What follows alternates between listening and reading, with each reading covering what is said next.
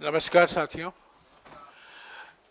Parliament का विशेष सत्र अभी खत्म हुआ है और इस विशेष सत्र में जो मुद्दे आए हैं उस पर राहुल गांधी जी आपको संबोधित करेंगे। उसके बाद कुछ सवाल लेंगे। मैं आपसे गुजारिश करूंगा कि ये सवाल सिर्फ विशेष सत्र तक ही सीमित रखा जाए। राहुल गांधी जी।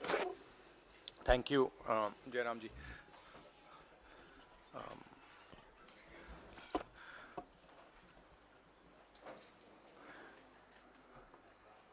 कुछ दिन पहले पार्लियामेंट का स्पेशल सेशन अनाउंस हुआ और काफ़ी फैनफेयर से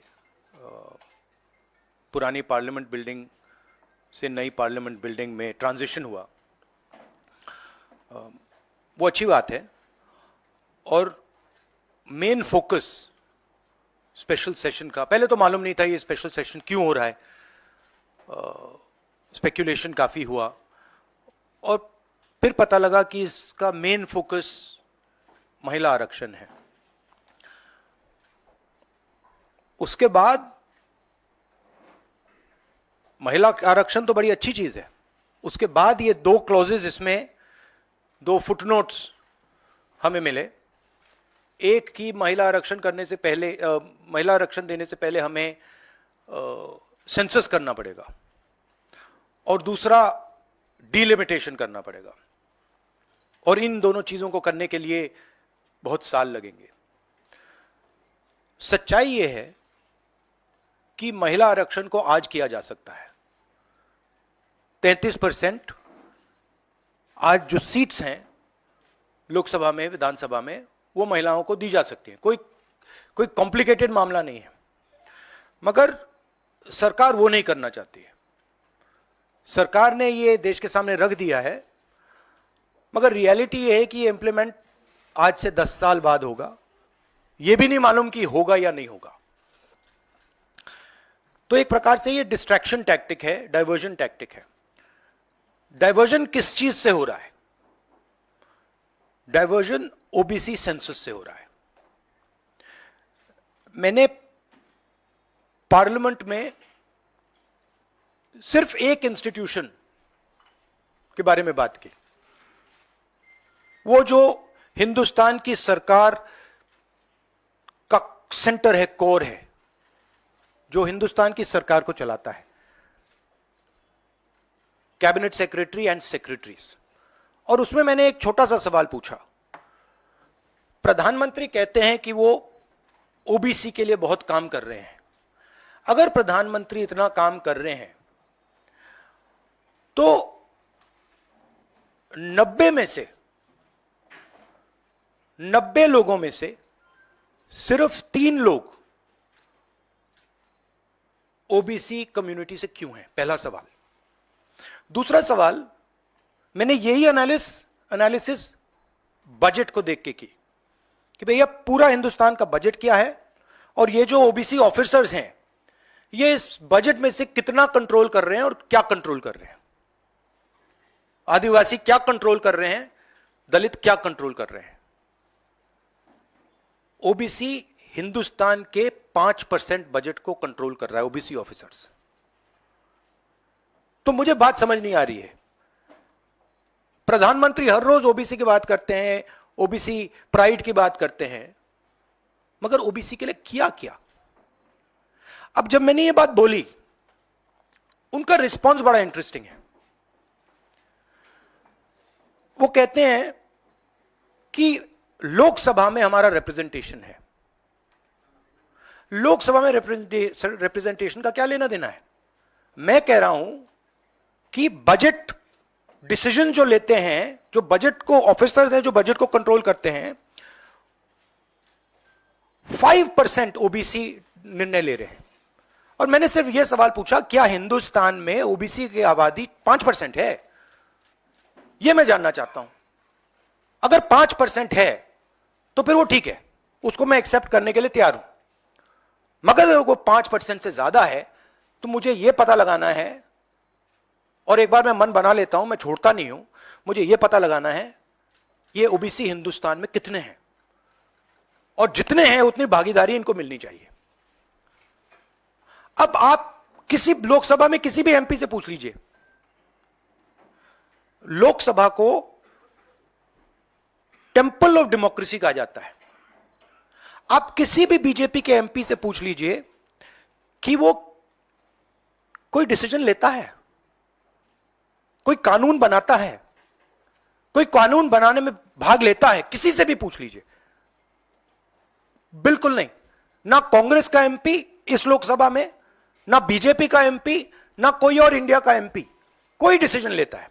मतलब एमपीज को जैसे मंदिर में मूर्ति होती है वैसे मूर्तियां बना रखी हैं और ओबीसी की वहां पे मूर्तियां भर रखी हैं, मगर पावर बिल्कुल नहीं है, देश को चलाने में कोई भागीदारी नहीं है।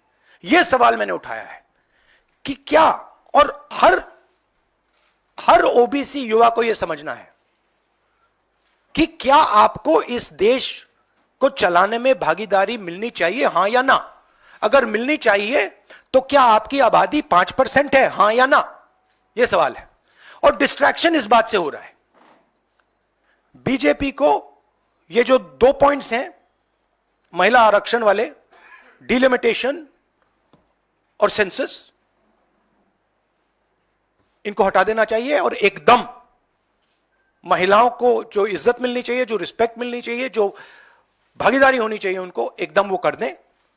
और कास्ट सेंसस का जो हमने डेटा निकाला था उसको पब्लिक कर दें, तो सारे हिंदुस्तान के ओबीसी युवाओं को पता लग जाए वो हैं कितने, और नया सेंसस कास्ट बेसिस पे करें।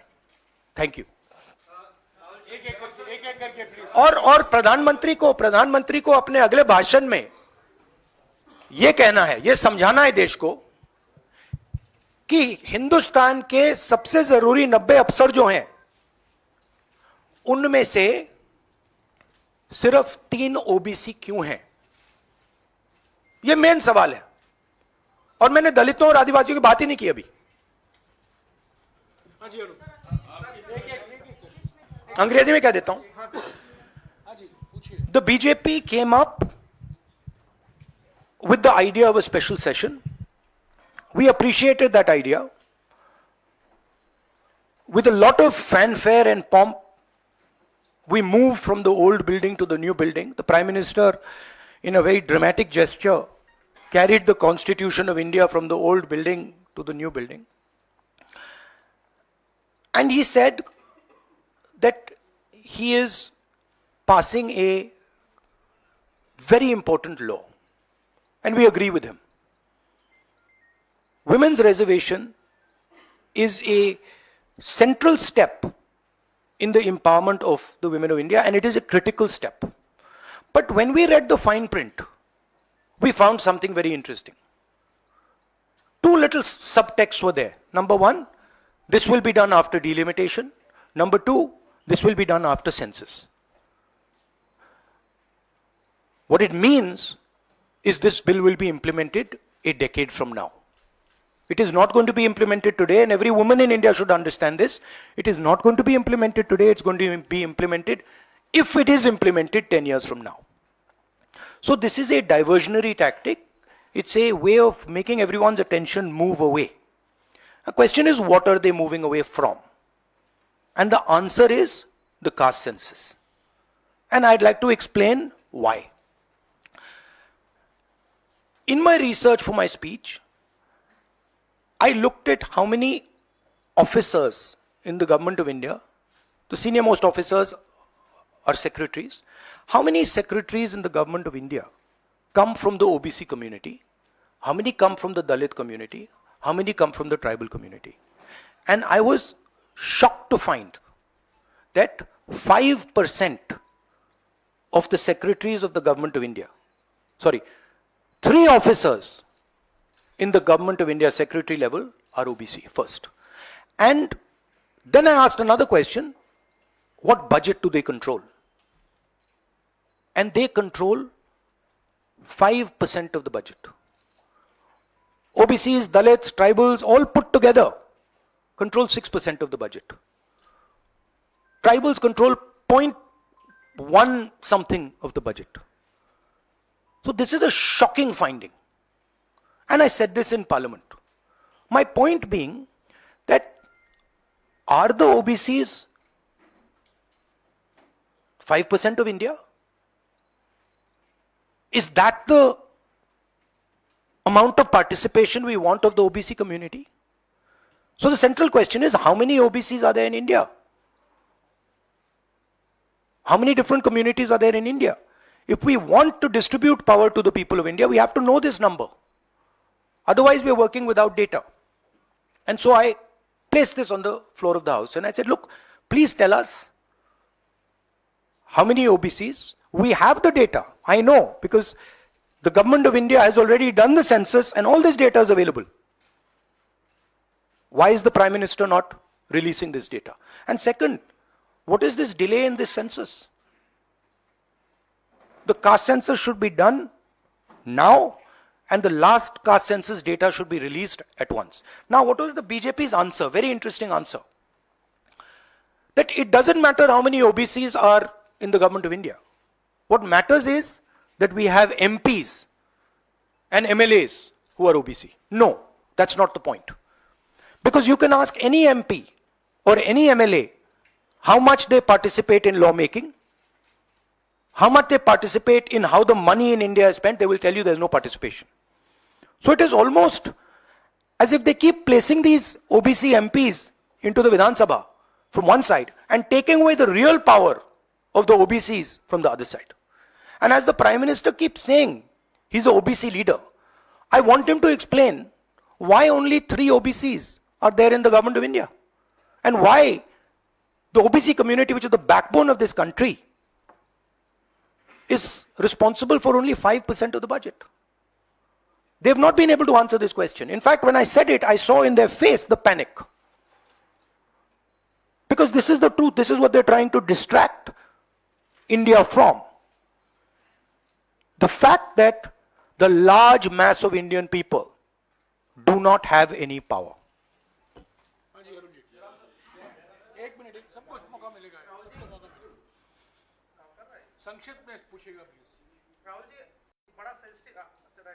नहीं काम कर रहा। हेलो राहुल जी, बहुत सेंसिटिव मुद्दा है ये रिजर्वेशन। आज से नहीं, जब से ये अस्तित्व में आया, आपने पेंडोरा बॉक्स एक तरह से उसको टच कर दिया।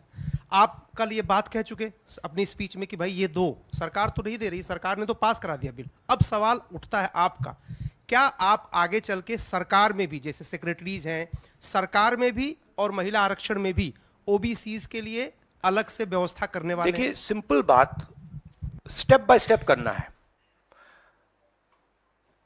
आपको चोट लगती है तो एक्सरे होती है, पता लगाना पड़ता है कि स्ट्रक्चर में कमजोरी कहां है, हड्डी कहां टूटी। मैं सिर्फ एक बात कह रहा हूं, पहला कदम एक्सरे है कि हमें पहले कास्ट सेंसस के माध्यम से हिंदुस्तान का एक्सरे करना है कि भैया हैं कितने लोग, ओबीसी कितने हैं, अलग अलग कम्युनिटीज कितनी हैं,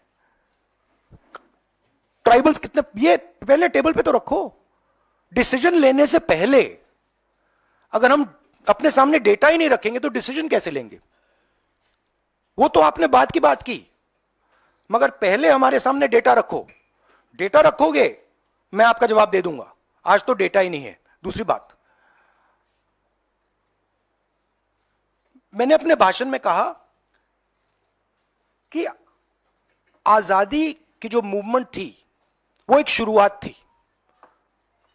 distribution of power, transfer of power to the people of India, Hindustan के लोगों को पावर ट्रांसफर करने का पहला बड़ा कदम था। उसके बाद हमने और कदम लिए हैं। कास्ट सेंसस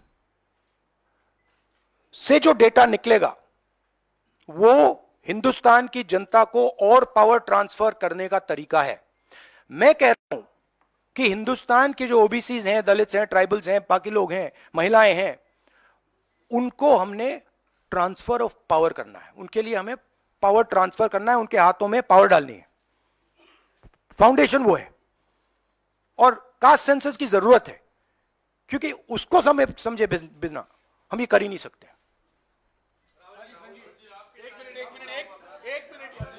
हाँ, एक मिनट प्लीज, अरे रमन जी रुक जाओ प्लीज। हाँ, वन सेकंड। हाँ, देखो, हमारे समय जितने भी थे सही रिप्रेजेंटेशन होना चाहिए। हमारे समय कम था, वो भी खराब है। इनके समय कम था, कम है, ये भी खराब है। हम चेंज चाहते हैं, ठीक है। मेरा कहना है कि जब मैंने ये आंकड़ा देखा मैं हिल गया।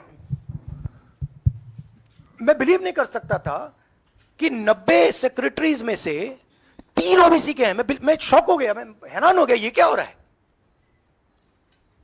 और इसको बदलना है। हिंदुस्तान के जो आम जनता है, गरीब जनता है, उनको पावर देनी है। Rahul ji, you just said that you want that the power should be transferred to women and OBCs and other backwards. You know, this is a form of transferring power. The Prime Minister has said that this bill will lead to an era of women-led development. Do you feel that in the present form, this bill will be able to achieve this goal? Considering that it is Yeah, not being implemented now. The problem is the implementation. So what they have said is, we are placing a bill on the floor of the House, but we will implement it 10 years from now. What does that mean?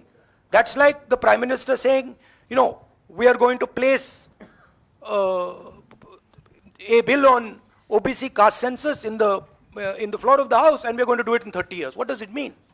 Means nothing. So we agree with the bill. Remove these 2 clauses and make it happen today. And don't insult the intelligence of India's women. Because India's women understand what you're doing.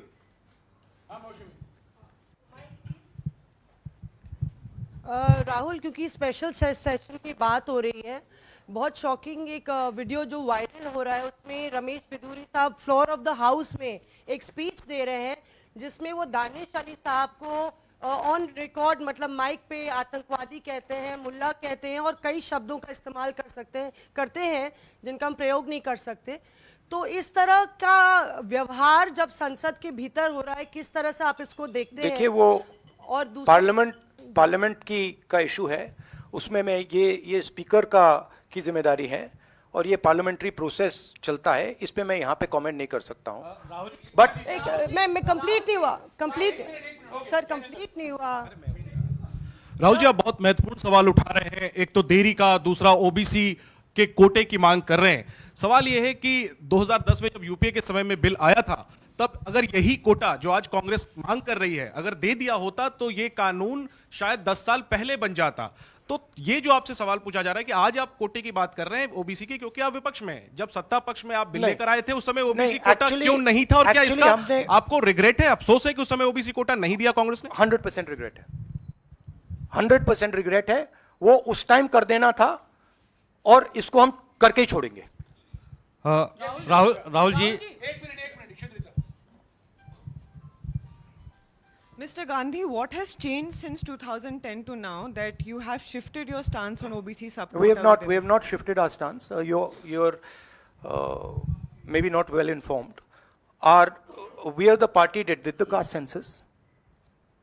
We carried out an entire census getting caste data. We didn't release it at the time. There was a discussion, internal discussion. We should have released it at the time, and it should be released now. There is no change in our view on this. Yes, sir.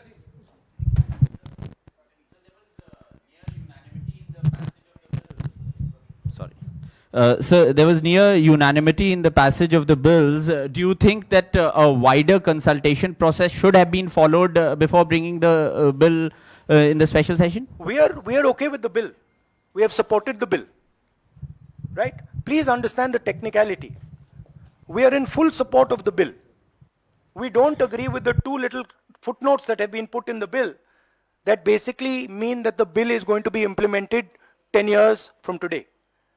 We support the bill. Everybody, there's nobody in the house who didn't support the bill.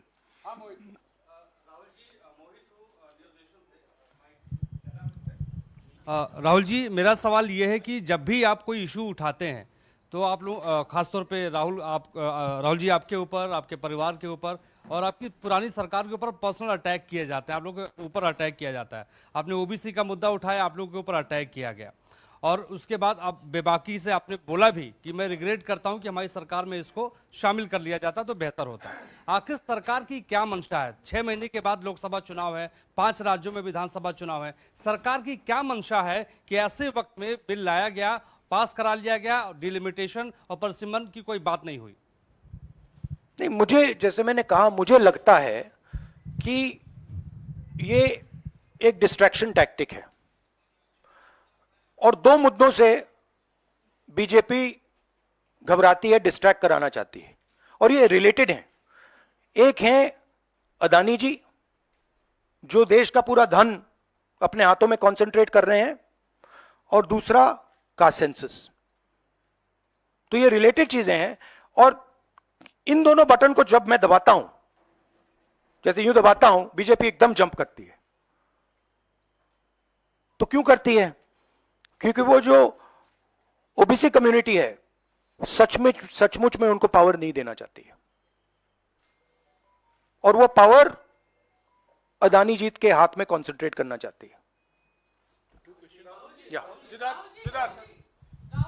Rahul ji, आपसे सवाल ये है, क्योंकि जब आपने लोकसभा में भाषण दिया, आपने 90 में से 3 सेक्रेटरी और ओबीसी के, जो ओबीसी कम्युनिटी है उसके हालात के बारे में बात करी। अगर 2024 में इंडिया ब्लॉक जो आपका बना है वो पावर में आता है, तो क्या इन चीज़ों को आप जल्द से जल्द इम्प्लीमेंट करेंगे? क्योंकि बीजेपी साफ तौर पर कह रही है कि आपके भाषण के बाद से साफ लग रहा है कि ओबीसी कार्ड इंडिया ब्लॉक या कांग्रेस पार्टी खेल रही है। तो आप अगर पावर में आते हैं तो आप क्या सबसे पहले ये देखिए, ये वो कार्ड की बात करते हैं, कार्ड के बारे में सोचते हैं। मैं कार्ड के बारे में नहीं सोचता हूं। मैं जो हिंदुस्तान की जनता है उनको एम्पावर करना चाहता हूं और अगर मुझे दिखे कि ओबीसी कम्युनिटी जो है, जो बहुत बड़ी कम्युनिटी है, किसी को नहीं मालूम कितने लोग हैं, बट लोग कहते हैं 50% तक हो सकते हैं। जब मुझे दिखता है कि एक कम्युनिटी है जिसमें हिंदुस्तान की 50% आबादी है और गवर्नमेंट ऑफ इंडिया के सेक्रेटरीज में 3 लोग हैं, 90 में से 3, और वो 5% बजट को कंट्रोल करते हैं, तो मुझे गुस्सा आता है, इरिटेशन होती है। इस देश में हो क्या रहा है? एक तरफ हम अदानी जी को देश के पूरे इंस्टीट्यूशंस पकड़ाने हैं, नरेंद्र मोदी जी, और दूसरी तरफ जो हिंदुस्तान की रीढ़ की हड्डी है, जो हिंदुस्तान को चलाते हैं, उनको हम हिंदुस्तान को चलाने में, सरकार को चलाने में कोई जगह नहीं देते हैं, दबा के निकाल देते हैं। तो इससे मुझे इरिटेशन हो रही है और जैसे ही हमारी सरकार आएगी, हमने वहां पे कर्नाटक में कहा था कि जिस दिन आएगी उस दिन हमारी 5 गारंटीज लागू हो जाएंगी। यहां भी मैं कह रहा हूं, हमारी सरकार आएगी, कास्ट सेंसस होगा और देश को पता लगेगा कि हमारे ओबीसी भाई कितने हैं, दलित भाई कितने हैं, और उनको देश को चलाने में भागीदारी मिलेगी। यह मैं आपको कह रहा हूं। यह छोटी प्रोसेस नहीं होगी, एक दिन में नहीं होगा, मगर नियत समझिए।